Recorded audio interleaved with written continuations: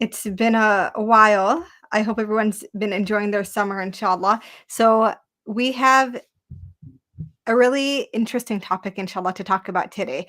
And I am very excited because I think that this is something that many of us often can notice that we experience in our lives, but oftentimes we never got the opportunity to really reflect on how these lessons come into play in our lives. So today we're going to be talking about the hijrah. And this is obviously a really great time to be talking about it because we are still in the month of Muharram, and that is when the hijrah of the Prophet sallallahu alaihi wasallam and the Muslims from moving from Mecca to Medina happened.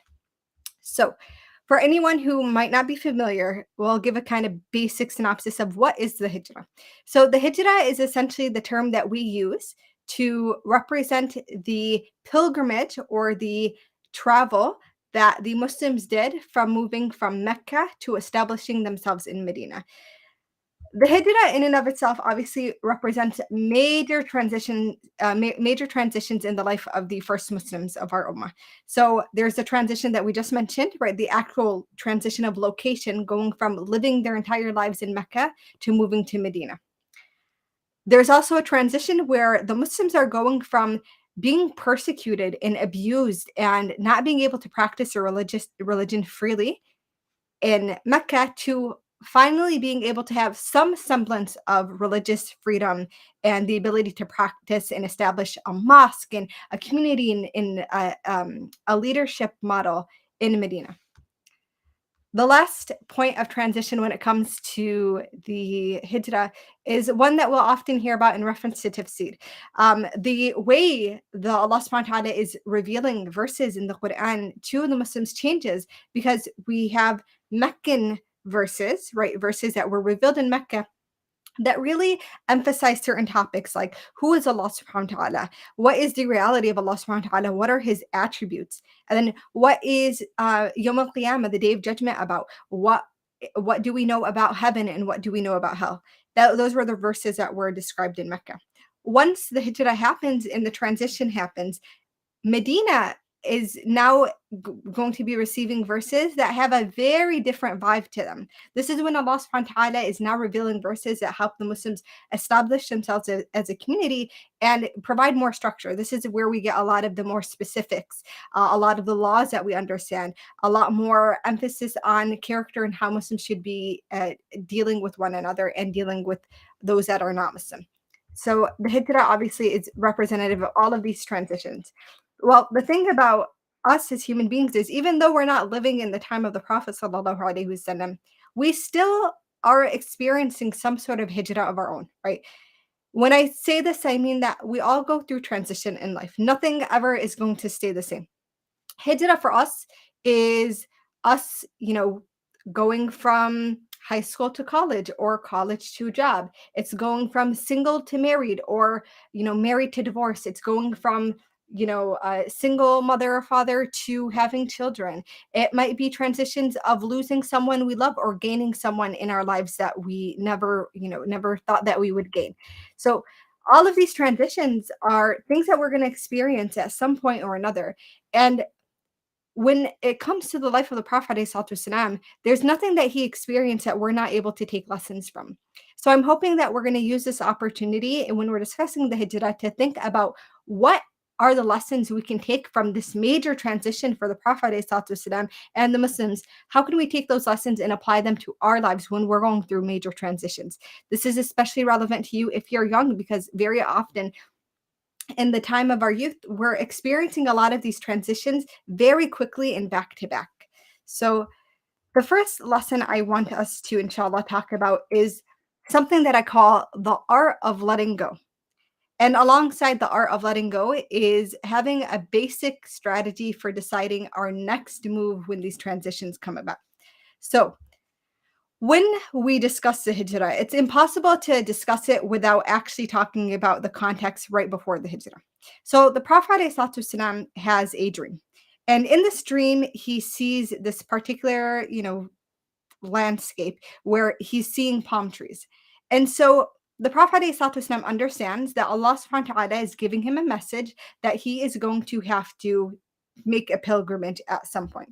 Some of you guys might already know.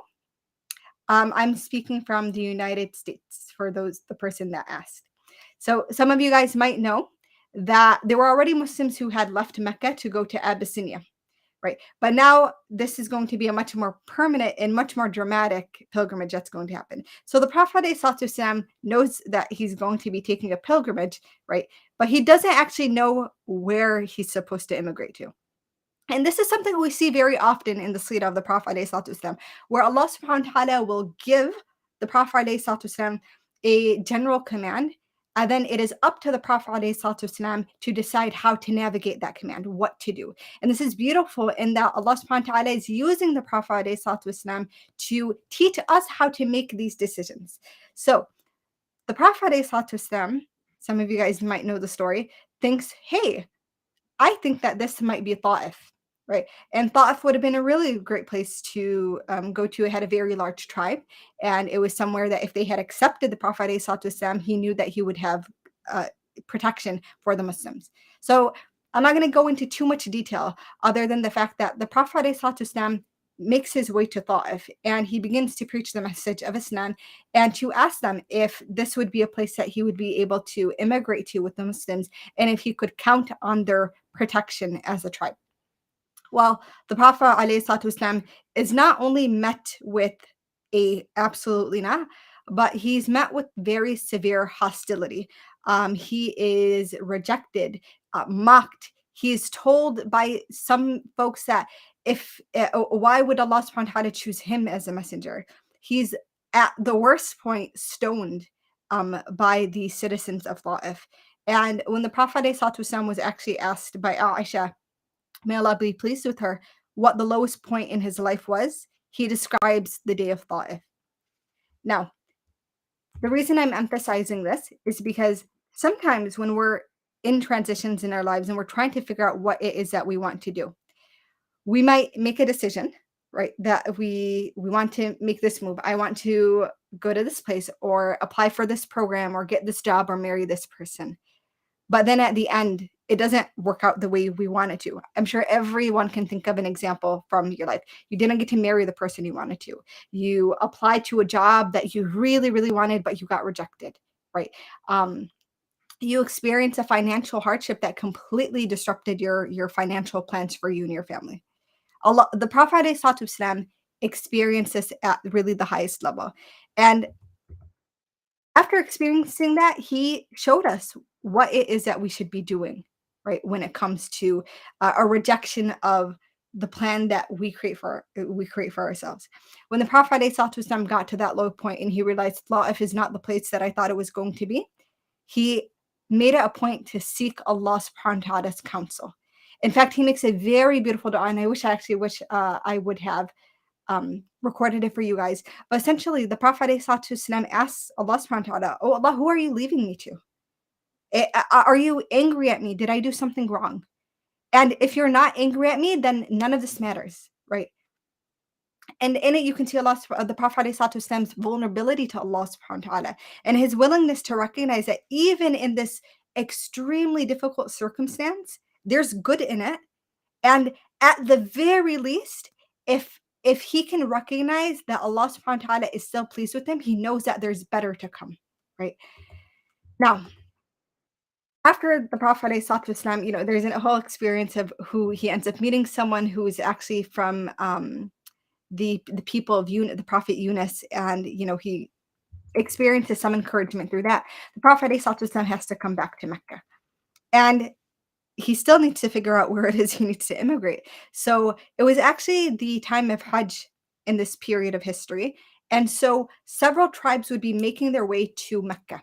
And when the Prophet ﷺ would meet these tribes, he would give them the message. And he would also ask them, would they be willing to offer protection to the Muslims? And now, it seems simple enough, right? The Prophet ﷺ is sharing the message, talking to people. But you have to remember that the Quraysh has been abusing the Muslims this entire time, and they certainly weren't going to let the Prophet ﷺ get off that easy.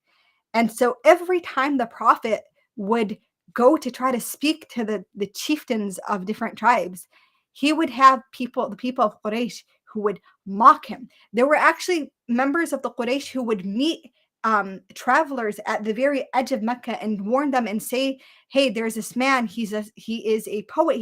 He's going to be trying to convince you to follow his religion. And if you do that, you're going to end up in strife, and it's going to be bad for you." And they were actively trying to prevent the Prophet ﷺ from being able to seek this place of protection. It even got to the point that when the Prophet ﷺ would speak to people, his uncle Abu Lahab would stand behind him and mock him as he was talking and tell the people, "Don't listen to this man. He's crazy. Don't listen to him." Now, can you imagine that? I mean, it's one thing to be trying to pursue a goal and pursue that transition in our lives, but to have a very actual physical human being trying to completely destroy any good opportunity you have, that has to weigh very heavy on anyone. Eventually, the Prophet ﷺ meets people of Medina who accept his offer, who trust him, believe him, and decide that he's going to be the person he's going to be the person that would be able to lead in Medina and help them through a lot of the tribal difficulties that they were having. There was a lot of inner war that was happening, and at the same time, they were willing to accept Islam as a religion. So the really incredible thing about this is the Prophet ﷺ is showing us something called pivoting. It's a willingness to say, "Hey, this didn't work out. Okay, so what do I do next?" And when it comes to pivoting in our lives, pivoting is directly connected to a huge skill that is essential for us being mentally well and us being spiritually well. And that is the skill of resilience. So, one really important part of resilience is being able to train yourself to look back at these transition periods in our lives and to very intentionally identify what is the good that came out of this, right? Now, the Prophet ﷺ made showed us that, right? Even in his during his lowest point during Ta'if, he still realized that if Allah subhanahu wa ta'ala isn't angry at him, right, that in and of itself is a win. So you can see that. And I laugh because it's just incredible to me how someone could be at that level of, I mean, being mocked and threatened and in pain and still look for the silver lining. Right. The Prophet ﷺ, after that, even made it a point to say, "Okay, well, another good that comes out of this is, well, at least we know that we're not going to be dealing with Ta'if, who was extremely hostile to him and would have been hostile to the Muslims. That means there's got to be a better place. There's got to be people who are more willing to care for and support the Muslims." Right. And the Prophet ﷺ eventually does find that. So now that the Prophet ﷺ, and this is where the official hijrah is going to take place. He knows that Medina is going to be the new place that the Muslims are going to settle. He lets the Muslims know that Allah subhanahu wa ta'ala has permitted them to move. And the Muslims of Mecca start leaving. And none of them are leaving very openly, except for one who you guys can imagine who that is, Umar ibn al-Khattab. But most of the Muslims are leaving at nighttime. They are leaving with very minimal luggage. They're leaving behind their goods and their money. And the people of Quraysh are starting to notice. They're noticing homes are empty. They're noticing that people that they used to see, that used to frequent the markets and go to the Kaaba and that used to come to their meetings, were no longer present. So they start to catch on. It gets to a point where basically all of the Muslims have either made it to Medina, or there were some Muslims who, in their attempt to make hijrah, were captured by their family members who were not Muslim and were jailed and weren't able to leave. I guess I'll throw this part in because it's funny, but I mentioned that Umar was one of the only people who publicized the fact that he was going to make hijrah, and he made a threat that if anyone wants to leave behind a bereaved mother, orphan children, or a widow, they can meet me at one part. Basically, he was going to leave whether it meant by his own decision or by force. So the Prophet ﷺ ends up being one of the last people to leave. The reason why is because he's waiting for Allah subhanahu wa ta'ala's command. And now we get to the story of the Prophet ﷺ's hijrah himself, right? We already know the Muslims are making hijrah, but the Prophet's journey is extremely unique. And the second lesson, so we talked, right? The first lesson we talked about is the art of letting go, right? Being willing to let go of different the expectations that you have. The Prophet expected Ta'if was going to go well, it didn't. And being able to consult Allah subhanahu wa ta'ala when things are not going well and pivot. The second lesson is knowing who you're surrounding yourself and making it a point to surround yourself with good people who are going to be helpful in your transitions, right? And another part of it is also knowing that sometimes you might need to leave certain people behind or disconnect from people who won't be very helpful. So the Prophet ﷺ has many people who are going to help him in his travels to Mecca.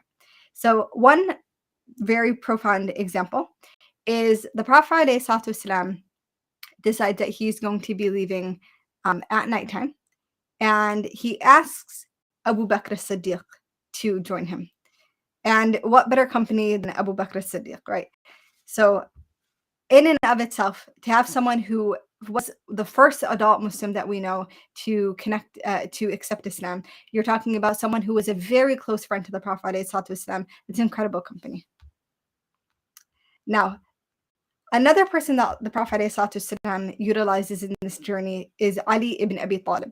And I want to take a little bit of time to emphasize this because I often feel like when we talk about this thing that Ali ibn Abi Talib did, we don't give it the due right that it deserves. So the Prophet ﷺ asks Ali ibn Abi Talib to essentially pretend to be him and to go to sleep in his bed, right? So for Ali to go to sleep in the Prophet ﷺ's bed, so that when the Quraysh go to the Prophet's home to attempt to kill the Prophet, right, and not let him leave to Mecca, they think that the Prophet's still in bed and they don't know that he actually left. And while it seems like, oh, of course, like lay my life on the line for the Prophet ﷺ, Ali ibn Abi Talib is only 23 years old at this time, right? And not only that, it's not like he's in a situation where, Abu Bakr and the Prophet ﷺ are able to run, or, they could, in essence, if someone was to capture them, they still had opportunity to escape. Ali ibn Abi Talib would be very limited in his ability to escape. Why? Because imagine they barge into your room, you don't have time to pick up a sword, and then there are several people around you. So Ali quite literally was ready to die if needed. And I just think when we think about the sacrifices the Muslims were willing to make for the Prophet ﷺ, it's good to just take a moment to really settle in on what were they willing to lose. To lose your life is in battle is one thing when there are several other people around you. But to put yourself in a situation where you wouldn't even get to fight if you had the opportunity, I feel like that's an even higher level of sacrifice that we should honor Ali ibn Abi Talib, may Allah be pleased with him for. And obviously he was one of the people guaranteed Jannah, so we know that Allah subhanahu wa ta'ala is pleased with his action. So other people that were involved in the Prophet ﷺ's hijrah was Abdullah ibn Abi Bakr, Abu Bakr's son. And Abdullah's job was actually that he would be the person who would bring, he was their intelligence. He would bring them news about what was going on in Mecca, who was searching for them, what were their plans, what were they plotting against them. This obviously was extremely important because the Prophet ﷺ and Abu Bakr would then have inside information as to how to navigate their travels. Right? Would they need to take an alternative route, or would they need to wait longer, or would they need to leave earlier than expected? Abdullah was the person who was able to help them make those decisions. The next important person is actually Asma bint Abi Bakr. So it's nice to hear, to learn about a woman who was actually involved in helping the Prophet ﷺ and Abu Bakr to escape to Medina. Asma was in charge of bringing her father and the Prophet ﷺ food. And if I remember correctly, I believe Asma at this time was pregnant. So either way, it was someone who was extremely unsuspecting to, and so the Quraysh wouldn't believe that they would have a pregnant woman climbing up a mountain to bring food to the Prophet ﷺ. The last person that I want to point out, and this is an interesting one, although his name slips my mind, this was actually a non Muslim guide that the Prophet ﷺ hired to help them make their way to Medina using a path that people would not typically use. So it was a very alternative route. The reason being is that the Prophet ﷺ knew that the Quraysh were going to spread the fact that the Prophet was had left far and wide. So it wasn't just going to be Mecca and Quraysh that knew it, would be anyone that they would pass who would know it, who would know it. And he also knew that if the individuals saw him, I mean, there was a large reward that was on his head. So they would be willing to do, whatever they had to do to get that reward. So he entrusted this man who was not Muslim. And the reason I want to emphasize this is because the reason the Prophet ﷺ entrusted this man was for several reasons. One, he knew that this was someone who was very honest. He knew that this was someone who, when they said they were going to do a job, they were going to get it done. And it's important to recognize that while we have these noble characteristics that our deen teaches, it's not just exclusive to Muslims. And so we have to be mindful of who we surround ourselves with, be them Muslims or non-Muslims. And if you can find individuals who are not Muslim, who exemplify good character, right, who are honest and trustworthy and respectful and kind and merciful, then those are people that you should also consider, having a part of your inner circle. Of course, you're going to have differences when it comes to aqidah, theology, what you believe, but there's wisdom in all things. And if you can take that wisdom, especially when it comes to character, you are going to be able to better yourself. The Prophet ﷺ would make mention of many people who were not Muslim, but had incredible characteristics that he would make mention that, if those people were still alive, he would still interact with them. So uh, when bef- prior to the Prophet ﷺ finally leaving to Medina, actually making the journey with that guide that I just mentioned, he spends time in Jabal Thawr, which is a mountain, a cave. It's a mountain, and he was staying in a cave with Abu Bakr while the Quraysh was looking for him. And there's a certain point in the story where the Quraysh are looking for the Prophet ﷺ and Abu Bakr, obviously, and they actually make it to Jabal Thawr. They make it to that mountain. And they get very close to finding the Prophet and Abu Bakr. And Abu Bakr literally says, so they were standing in the cave that the Prophet ﷺ and Abu Bakr were hiding in. It was actually just right where their feet are. And Abu Bakr says to the Prophet ﷺ, if any of them should look under his feet, he would see us. And Abu Bakr obviously is very scared. I mean, at the end of the day, they're human beings, right? It's scary to know that there are people that are quite literally hunting you down like camel, right? So the Prophet ﷺ responds to him in such a beautiful way. And this is a third level, or the third level of kind of trust that the Prophet ﷺ is showing in Allah subhanahu wa ta'ala. The two lessons we had first learned, this third lesson is understanding that in the difficulty of transition, there is Allah subhanahu wa ta'ala's blessing. So the Prophet says to him, "Oh Abu Bakr, what do you think of two people, and the third of whom is Allah?" So he's referencing them. So whereas the Abu Bakr is saying very practically, if they look down, they're going to see us. The Prophet ﷺ didn't even address his question or didn't even address his statement, but instead he takes it and he pivots to Allah subhanahu wa ta'ala. He knows that Allah subhanahu wa ta'ala has a plan for him. He knows that Allah subhanahu wa ta'ala is going to help the one who has pure, healthy, beautiful intention, right? And he knows that as difficult as this journey is and has been, Allah subhanahu wa ta'ala is not going to forsake them in it. The difficulty of transition is something, again, we're going to experience in our lives all the time. There are a few things that we should remember about it, that it's an opportunity to rethink our relationship with Allah subhanahu wa ta'ala.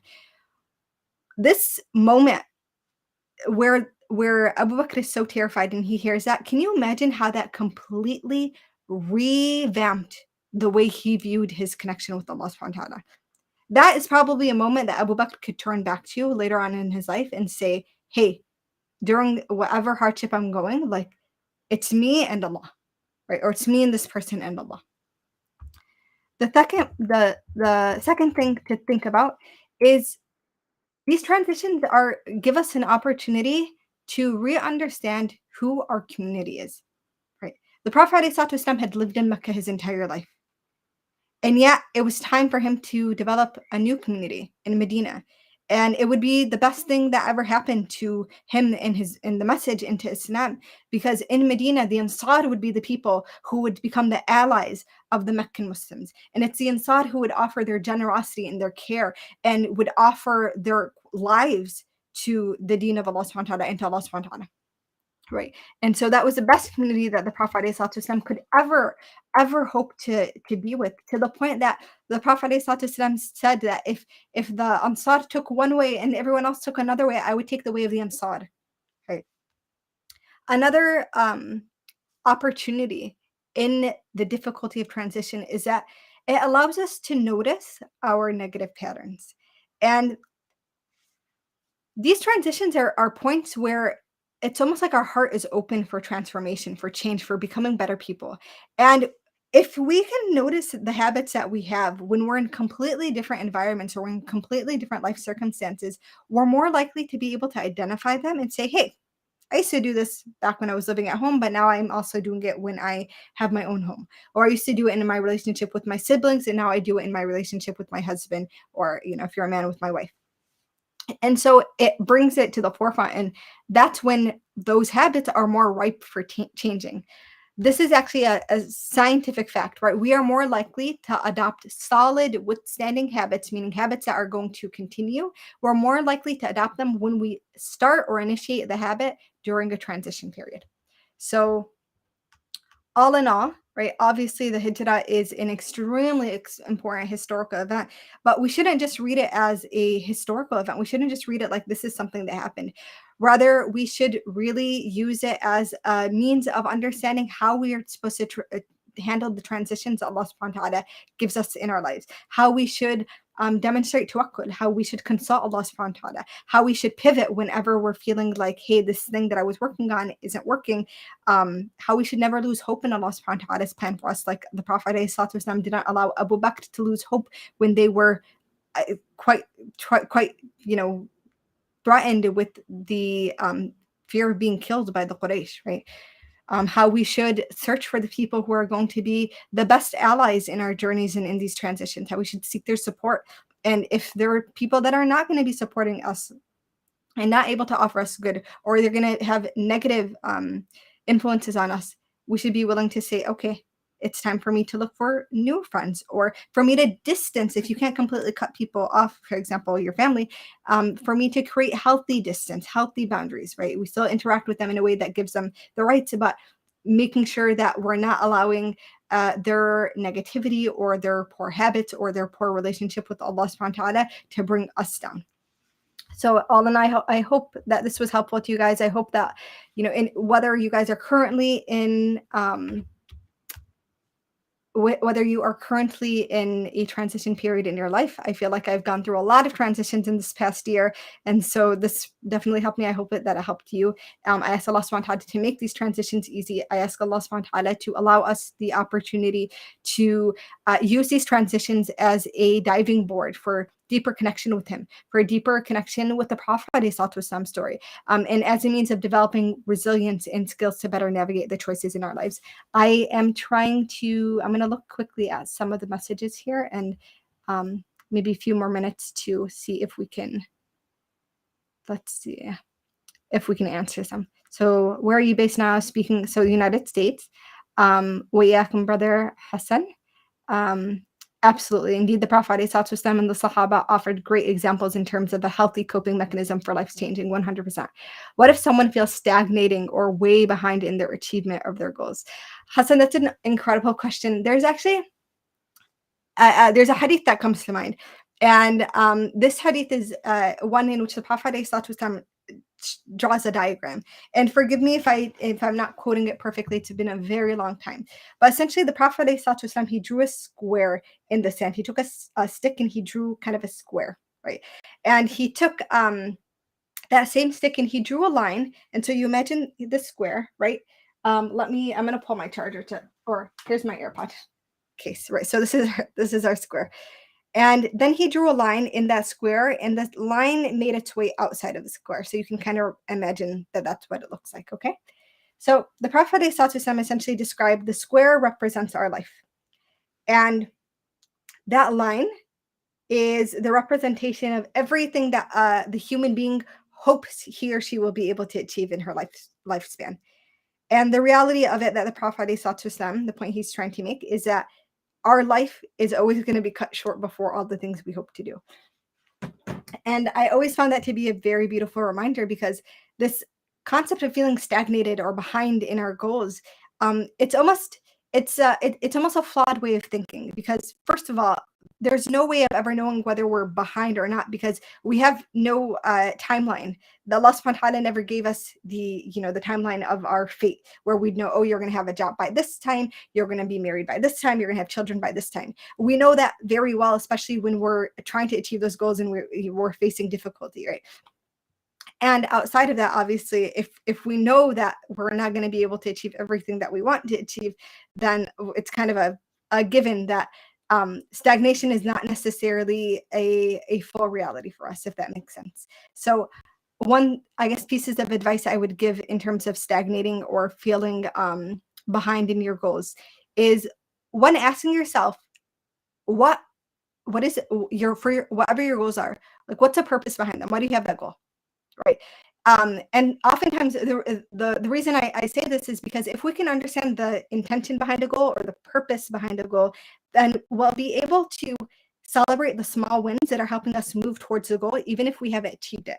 And then at the same time, if something happens where that goal that we had for ourselves just is not being possible, there are many people that want to get married, but not everyone is going to get married, right? That might be a goal that you have in mind. There are a lot of people that want children that are not going to be able to have children. There are a lot of people that wanted to get into, medical school and become physicians, but it never became the reality for them. If they were only fixated on that goal, on that outcome, well, that's going to be a terribly difficult thing to cope with for the rest of their life, right? And you can't change. That's a qadr that, Allah subhanahu wa ta'ala set for them and they can't change. But if they could step back and look at the intention behind the goal, the purpose behind the goal, then they can pivot, right? We talk about pivoting to a different goal that allows them to achieve the same purpose, right? So for example, if you wanted to become a physician because you really enjoy medicine, or you maybe really enjoy the idea of being able to help people who are vulnerable, well, you can study medicine without having to practice it, right? You could become a professor or a PhD. There are other medical careers. There are nurses, and there are radiographers, and there are sonographers, and there are pharmacists, right? If it's helping the vulnerable, there are lots of ways to help the vulnerable. You identify who are the people that are vulnerable in your community and what are opportunities you have. You can do teaching, you can volunteer, you can help, folks with financial initiatives, whatever it might be. If you want children, but you're not able to have children, well, what's the purpose? What was that thing that was drawing? Is it the caregiving aspect? Well, there are a lot of children that need care that don't have it, right? So is that, considering adoption? Is that supporting orphanages? Is that supporting child initiatives that support reading or extracurriculars for kids? So if you guys can kind of get the gist of what I'm saying, taking a step back and really assessing what the purpose and intention behind the goal is going to help you to recognize that you're not really stagnating. Maybe it is that you are inching to the goal in a different way than you expected. So that's one. Two is, there's something called, what is it called? Destination. Man, if anyone knows what a destination, I forgot what it's called. Essentially the point that, like, you get to where you want to, you achieve the goal, and then it's like, what's the next thing? What's the next thing? It's really important for us. And I definitely am someone who falls victim to this. It's important for us to just really, when we achieve a goal or even achieve a step towards a goal, to take that moment to show Allah subhanahu wa ta'ala our appreciation for it. To take that moment and say, hey, like, I did something really difficult, or I worked really hard on this, and by the tawfiq of Allah subhanahu wa ta'ala, I was able to achieve it. And just sit in that for a little bit. Sometimes that stagnation is Allah telling us, like, relax, calm down, appreciate what I gave you before moving forward. You're getting too stuck in the do, and you're not spending enough time in my gratitude in connection with me. That's what I've been feeling my past maybe 2 months have been like, right? Just kind of stepping back and saying, okay, here's where I am at life. Like, how have I expressed my gratitude to Allah subhanahu wa ta'ala? So that was 5 minutes over the time. I really hope that that was helpful to you guys, and I think we can end here. So no problem, Hassan. May Allah make it easy for you, and whatever your goals are, if they're pleasing to Him, may He allow you to achieve them, and may He uh, help you to actually see the what's the word I want to look for? To help you to identify your progress. I know how discouraging it could be when we don't actually get to see what our progress is like, but help you to have the signs that you are actually moving towards what you want to be moving towards. Okay, we'll end here then. سبحانك اللهم وبحمدك نشهد أن لا إله إلا أنت نستغفر ونتوب إليك أعوذ بالله من الشيطان الرجيم بسم الله الرحمن الرحيم والعصر إن الإنسان لفي خسر إلا الذين آمنوا وعملوا الصالحات وتواصوا بالحق وتواصوا بالصبر. السلام عليكم everyone.